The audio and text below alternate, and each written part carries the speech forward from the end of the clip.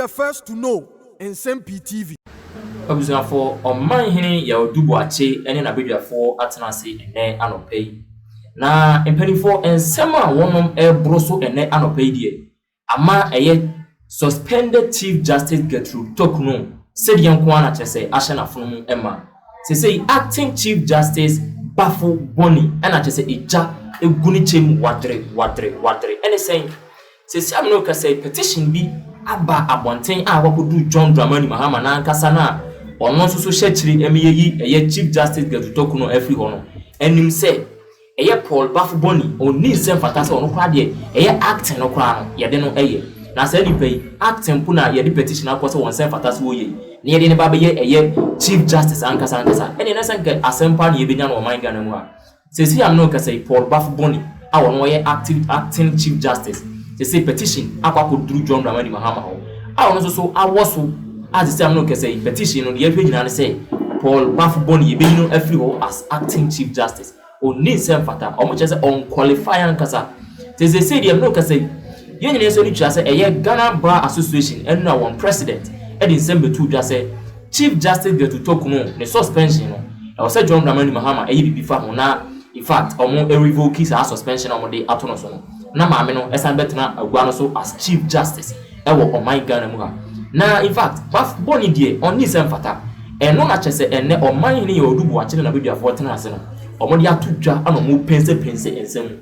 No mu ye no omo sa akofa eye EC chair Jane Mensa ene ne board ni nyina epo a che se ND samonyogo no abo e dia form no na ensem de ne o man hina mo akanipa yenye bre ni ti ensem ampanifo de gu apono so ensem no also suspension of Torkonoo should be reviewed. Now we say acting Chief Justice so be the petition call sana me tete say almost say amanfo be allegedly amanfo be so e dey akomo mampani. Yes. So on so one just a prima facie case. Petition. Say Matisi is Electoral Commission for no. Petition da omachi. Electoral Commission petition. A Babe February. Say ye dey akomo mampani. Samre no na petition akọ ewo Maame Torkonoo. Maame Torkonoo so na mampani be pia petition na Electoral Commission no e dey amano na ono no I establish a prima facie case. Okay. No a set committee. Eti Electoral Commission si ebe yi na Chief Justice Commission so okay. And the better say yes and the man no maka say opani report ni pam no anama ne ntena ona ne huso ombeko committee enim te say Charlotte say mo ye no. Na maame no samre no ne ho da adwam. Enti the atese petition da ho na ehome. Okay. Enti say bibia ye no say bia maame ne yi no a. Na acting Chief Justice no. Yo beba no. No. Acting Chief Justice no na ye piama no. Se sia no untimi nkofa akoma acting Chief Justice wo nya bra maame Torkonoo or suspension. Patwati ase. Enti say nipa 9 na matete se omudi wo mu no. Yes ayi Jane Mensa. Bosman Asare. Tete ena ayi apia hene ayi Professor apia hene nipa 9 no yes petition be ko ye twen ena se acting Chief Justice so allegedly so obi so the petition so akoto say ono the acting no kra wo fata eti no no so do mampani eti o mampani no e yampa dia ba this say wa wo so ama ayi Council of State because only to be bia say temi o asano to nsema within 2 days I was so the Council of State. Some see there be petitions be become mampani ho baby o ho no ma ho na no omo ye but yaw say am pass here the petition come acting Chief Justice omo mampani wa acting Chief Justice one o mampani betu obunani eguso so the ma friends a Council of State dey be omo feel say we there say Council of State no there has not been any statement to that effect say a petition has gone. We are hearing and there was a official statement for government communication ofosu say a petition has come and the president has because Maame Torkonoo dey san oye it is a bibia ba mo nkata so but say akoto say President Eba say your mum mbra no mu chirichiri mu no in consultation with Council of State nti council of state ono mo di nkomo wie na bi o say dey consultation eno no obo akire di ma om hwem kra o o di ma om eno na Torkonoo kodi man de say ye de bibi say amana odo so omampani eno kra na di mranim eno omampani ma no 10 days okay say on fan ko very good enti bibi say ba say no kra there should be an official communique.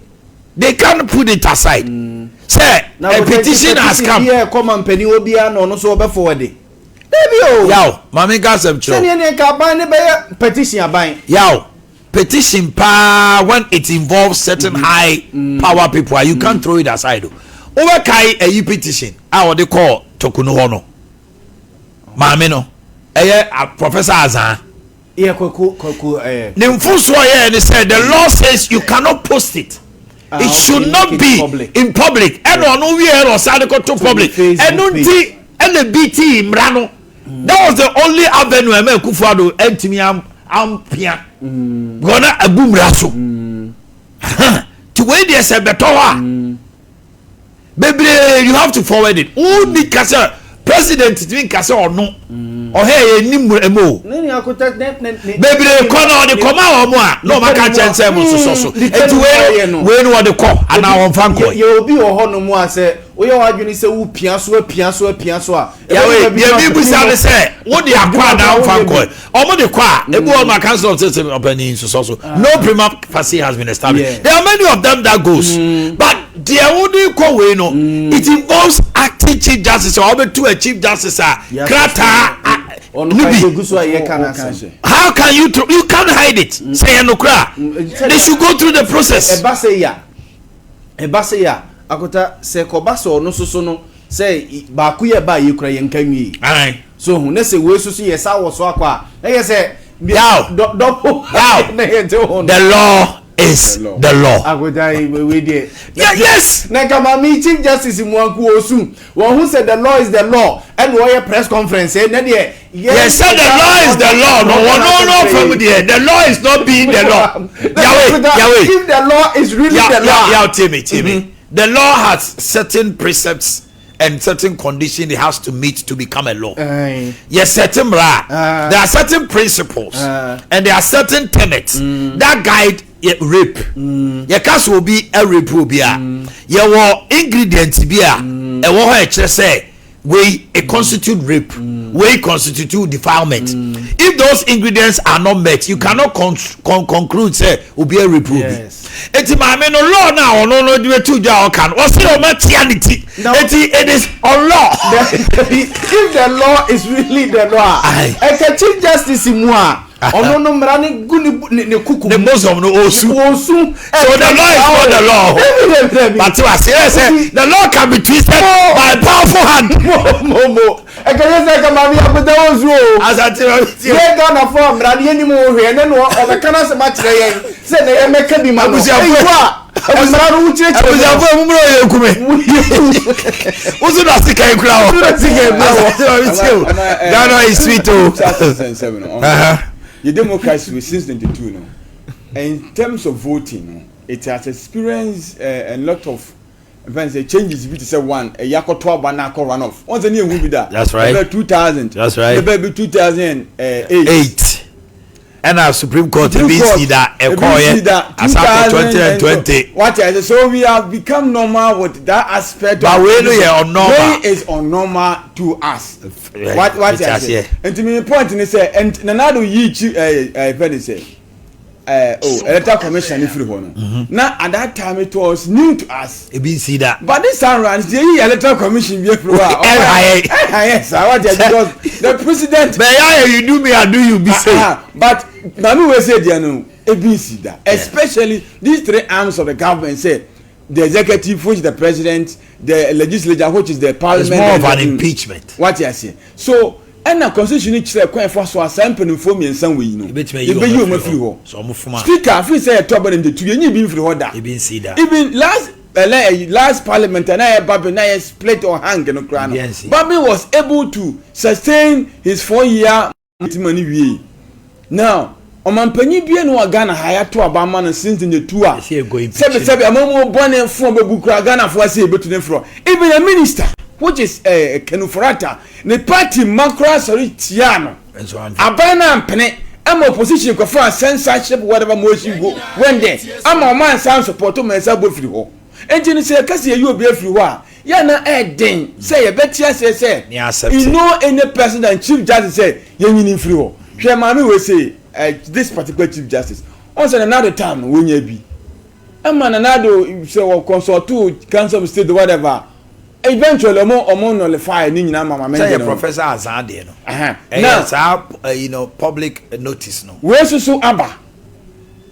Who cry out, whereby where's Samba? And to say, Mamma Sakasha. One way he says so, but said to be my Samba. Me, the Hammers and I say be a 7 and corporations and deliberations will come in. Nanka ABI had the best 6 months a year. My man, no so Sabra, she comes back to take your position back. And now uncle. And I be our uncle. None of what tono. But the uncle solid there. The man, the woman, the chief justice, the suspended chief justice, she's foreseeing a very bad ruling in future from now because it thinks she's not being treated fairly. And then there is intimidation. If a suspended chief justice cry foul or justice, Nasabi said will be a work access to lawyer cry demano or then Obeka. So the law is the law, but the people around the implementation of this law, no, it's not making it a law. That is a problem because I'm not clear until me can and me and me especially rulings me need that. New rulings. Me because you my head who will be assumed to see our my boy assume. Now say, oh find me. What do you make a tomb? As a trainer me born on this as a trainer. How do you commiserate with it? But we are not in a jungle also. Whereby say emrendi hoswa. Oh my debut. Abo ma wo no ano. Me dey say. Obodo kese bia wo bepra. Me dey say. I will conform.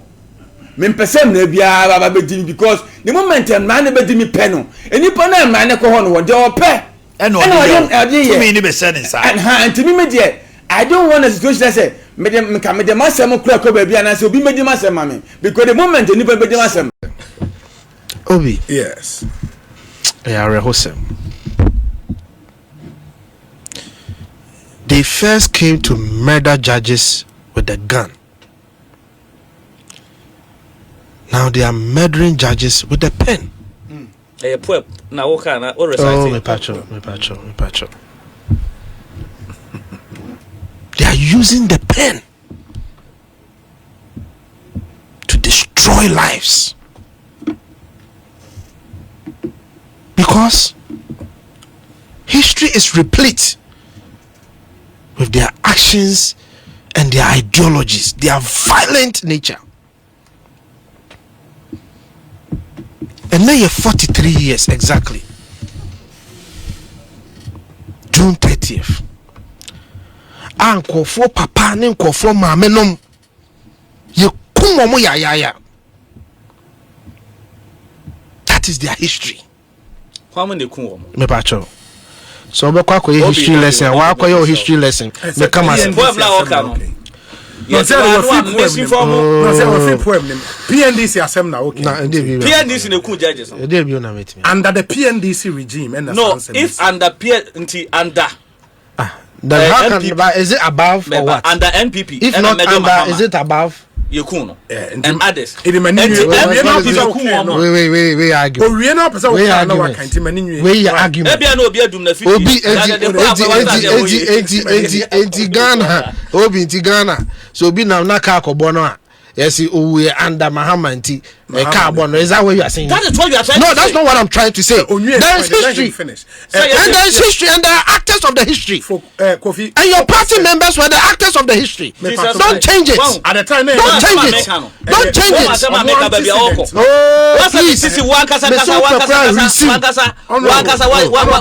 Now you one after the other. Memory why we are now why. And not another whole prayer so some misinformation when I could misinformation. History teacher training. History teacher training. Honorable. History teacher training. History teacher training. Events in our history. If you start going to NDC, yes. The event. Anytime you see your history. Document your history. Honorable. Right. Kofi Etio. Obi. You see, now the me ya mpanyinfuo bi a ene almost civil society leaders trying to whitewash our history, trying to tell us emra sansem ni si ene enwo yentimi nka ho asem. How dare we talk about the history of this country because see ene enwo ye na Ghana history see ye nyina na mo ya wo mo, but don't you talk about it? You know what I'm talking about. Yeah, I've read comments from Professor Kweku Asare Makai, HKC Prempemone. Where from that argument that and the young people of this country will be gagged based on the day and the time they were born? Yeah, almost say don't politicize. Don't politicize what? The murder of the judges. The actions, were they political actions or not? Were they political actions or not? Let nobody attempt to whitewash any history in this country. If you have your newfound friends, so be it. But you can't change history. History is history. And the history is that judges were killed in cold blood for no reason. Their crime was that what taking certain actions. The judiciary steps in, say actions here will take ye, and yet will correct those actions. Usimeti kwa pai. Cecilia Cranton had done a born in the same. Gihawk workers. Abaya take a decision. An officer has implemented it. What they call court. Judge say we need in your swamp. Leboni ya oye no. Matching konfo gumu. With no basis. Almost there be a kwaya mufa suchi wa mugumu no. There is no basis for it. Amupani amoya ya no. I didn't know make kaisa history no. Because yama me Torkonoo boni awaye ne say mosi rulings ni niyama bi awaye no. Mani nye ho. And you have said it. That's the petitioners no. Petitioners, of course, petitioners, no, and then the political assigns. They have publicly stated it, including the president himself. Nsem-Pii FM. Including the president himself. He stated it. So Oba will be taking certain actions because rulings be a course, none any nye and there may be a course with judicial system, na ni nye na ye bias, and ye politically tainted. So when he comes, he will also appoint his people. Is it a fact or not?